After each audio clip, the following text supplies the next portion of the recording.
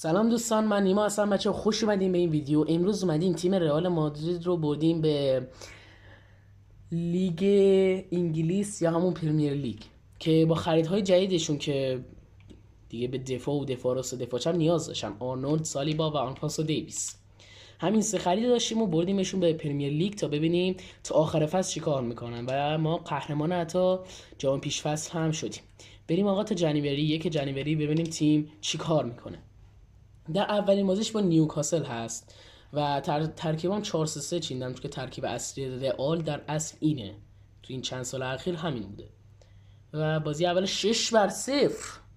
یکی از بهترین پیروزیامون شاید میشه. با ناتینگهام فارست بازی داریم. اندریک آرسنال اندریکو میخواد. با ناتینگهام فارست هم بزنید بتره کنید اصلا. عجب. با نیوکاسل به این ناتینگهام قویه.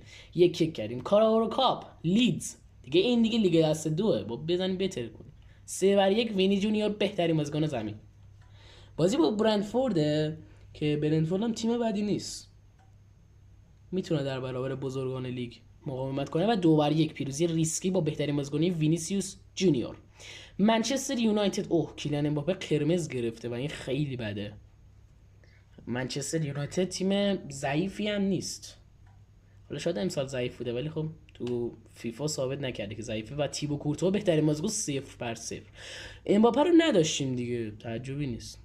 با ایسپویچ بازی داریم، تیمی که قاطعا با ته جدول باشه، درست مثل لیگ واقعیش، و امباپه بهترین بازیکن زمینه. تیم به این قوی با یعنی اینو اگه ببازیم من از تیم تشکر میکنم. ناامید شدم واقعا از زندگیم، ناامید شدم از خود تیم، ناامید شدم اصلا. من حالیم نمیشه. برنوس اینگه تیبو کورتو میذاره رو سرش، اذیتم میکنه. 2-0 وینیسیوس جونیور. بابا یه امباپه، یه رودریگو، یه چیزی با همش تیبو کورتو مصدوم شد. ممنونم دروازه‌بان نداریم. 1-1 سو کردم. بله سوری، بریم دیگه چاری نیست بدون دروازه‌بانم. امیدواریم زودتر برگرده. فقط تیبو کورتوا.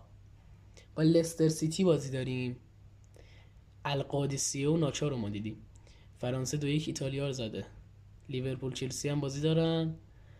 حالا با لستر بازی داریم ما و فدریکو والورده بهترین بازیکن. 2-0 تیم خوبی داریم، ولی خب بعضی از بازی‌ها. با سیتی بازی داریم، سیتی که با رئال جنگ سیاسی هم انت دارم با هم دیگه. فدریکو والورده بهترین بازیکن و 2-1 سیتیو بردیم. امیدی به زندگی داریم حداقل. بازیکن‌ها برای سلامتی حداقل نمی جنگن.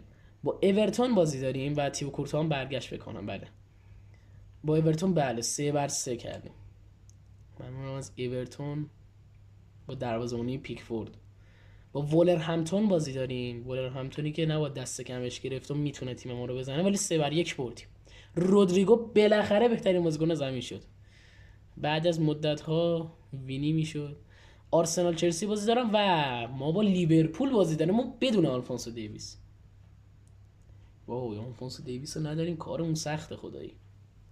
دفاع چپ بس 1 زدیم. کیلیان امباپه در این بزرگای لیگو پاره میکنیم. پاره نه هیچی. رودریگو کارت قرمز گرفت و بازی با برایتون نداریم. چرا هر بازی ما کارت قرمز میدیم که بازی بعدی بهترین اون رو نداشته باشیم؟ بله اورای زابال از لالیگا ولمون نکرده. من تو برایتون هر جا این رئال هست اورای زابال هم هست. چلسی رو 1-0 بردیم. خوبه. تیبو کورتوا الان گل زدی بهترین شدی. خیلی برام عجیبه، اصلا منطق فیفا رو من میخوام بدونم چیه. با استون ویلا بازی داریم که 2-1 بردیم. خدا رو شکر بزرگای لیگو داریم پاره میکنیم، از این خوشم میاد. با تاتنهام خیلی حریف قداییه. تاتنهام احتمال باختمون زیاده، چون که تاتنهام تیمه به قول من، ولی 3-1 بردیم. رودریگو بهترین بازیکن زمین. خوشم میاد از این تیم که بزرگا رو میزنه، از کوچیکا به بزرگ. منچستر یونایتد سیتی رو زد. سیتی 2-1 لیورپول رو زد. لیورپول با تاتنهام بازی داره، ولی با فولام 1-0 با تگ گل امباپه بهترین بازیکن زمین میشه امباپه. با وست هم بازی داریم. وست همی که تیم قوی میتونه. یکی مصدوم شد فکر کنم، ولی امباپه بهترین بازیکن، ولی 2-2 کرد. یکی مصدوم شده اگه اشتباه نکنم، اگه بیاد نمیدونم. نه نشده. با کریستال پالاس امباپه بهترین بازیکن زمین و 1-1. من احساس میکنم یکی مصدوم شده 100%، چون که پایین علامت مصدومیتی اومد.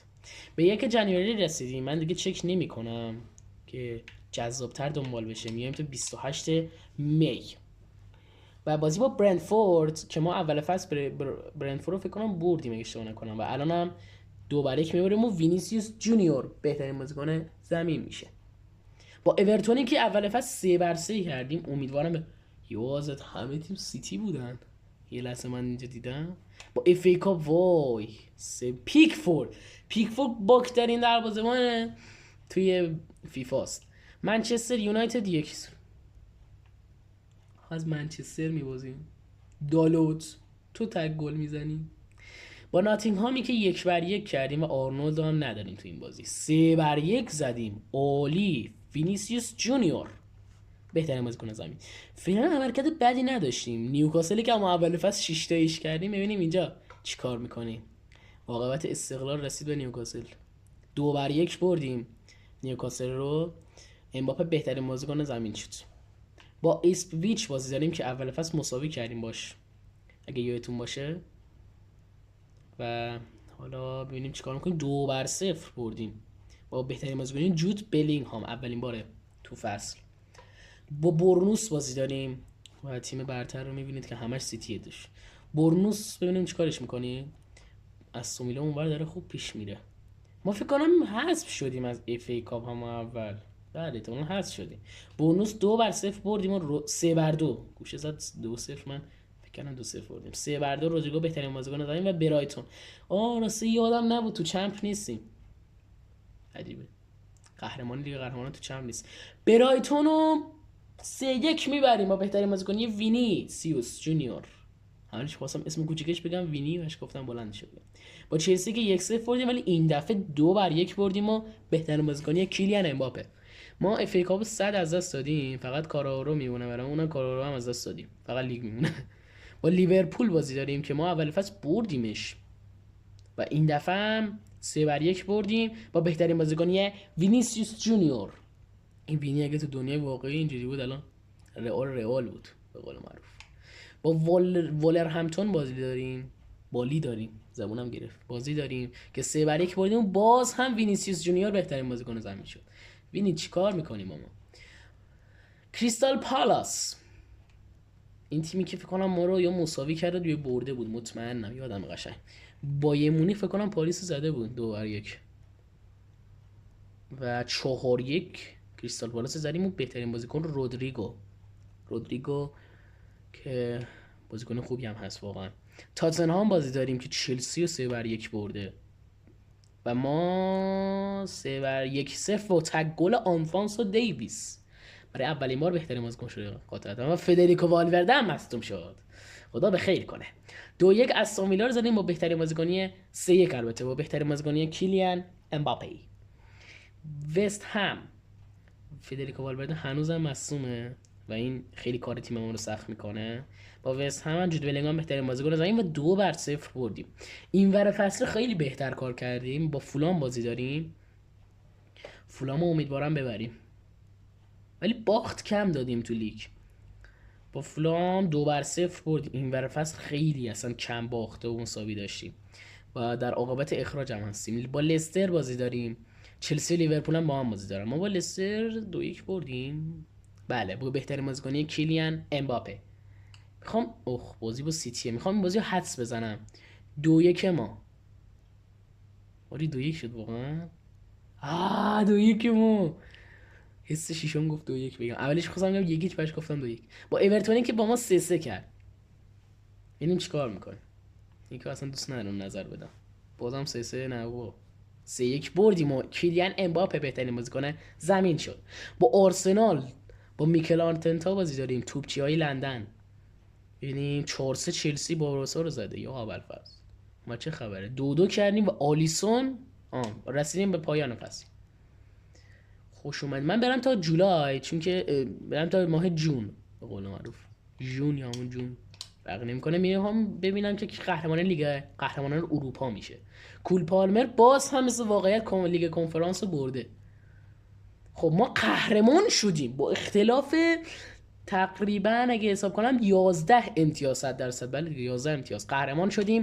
2 باخت، 8 مساوی و 28 برد، که رئال واقعا عالی بوده تو اولین فصلش تو پرمیر لیگ و با 3 خرید، اونم دفاع و دفاع وسط، دفاع راست و دفاع چپ، یعنی خریدهایی که واقعا نیاز داشت و ما 92 امتیاز شدیم تیم اول. اف ای کاپ که فکر کنم هم راند اول حذف شدیم، بیارم راند اول رو که خوردیم به رفتم اینه بعدی نمیری سمت راست چپ، حالا مهم نیست. خب ما فعلا اینو میدونیم که تو راند فکر کنم 2 یا 1 باختیم و این خیلی بده. راند 2 احتمالاً تیممون باز هم نیست. راند 3 چی؟ اینجا بس باشیم دیگه. بله 0-0 5-4 تو پنالتی ها باختیم و فکر کنم مصدوم هم شده بود تو اون موقع تیبو کورتوا. اف ای کاپ هم واقعا نمیدونم کجا حذف شدیم، خیلی برام عجیبه. و تو بازی پیش فصل هم اول شدیم و تا الان 2 جام گرفتیم، یه پرمیر لیگ و یک جام پیش فصل. ببینیم لیگ قهرمانان لیورپول با پنالتی ها از پی اس جی برده، یعنی پی اس جی ما هر بار میایم بازی میکنیم فینال پی اس جی داریم و این دفعه لیورپول بعد از گذشت 5 سال قهرمان شد. ما هم که اصلا نبودیم تو چمپ دیگه. و لیگ اروپا و لیگ کنفرانس، لیگ اروپا رو منچستر برد برخلاف واقعیت که تاتنهام برد و این طرف هم که 3-2 برده. این بود از نجات، میگم نجات رئال، میگه نجات رئال نجات میخواد. رئال آوردیم پرمیر لیگ و دیدیم که خیلی خوب بود اصلا کارش رئال، و رئال یعنی هر جا بره خوبه، فقط بود بازیکن داشته باشه. دوستان امیدوارم از این ویدیو خوشتون اومده باشه. شما رو به خداوند بزرگ میسپارم تا یک ویدیو دیگر. بدرود.